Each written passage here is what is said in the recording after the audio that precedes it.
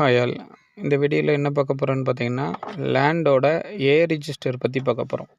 So ஏ register அப்படின்னா வந்து ஒரு ஓல்டு டேட்டான்னு சொல்லலாம். நம்மளோட லேண்டு ஓனர்ஸோட ஓல்டு டேட்டான்னு சொல்லலாம். ஓல்டாக யார்கிட்ட இருந்தது, ஃபார் எக்ஸாம்பிள் வந்து ஒரு 1980ஸ்க்கு பிஃபோர் வந்து இந்த லேண்டு யார்கிட்ட இருந்தது அப்படின்னு தெரிஞ்சுக்கணுன்னா, உங்களுக்கு வந்து கவர்மெண்ட் ஆஃபீஸில் பார்த்தீங்கன்னா உங்களுக்கு ஏ ரிஜிஸ்டர்னு ஒன்று மெயின்டைன் பண்ணுவாங்க.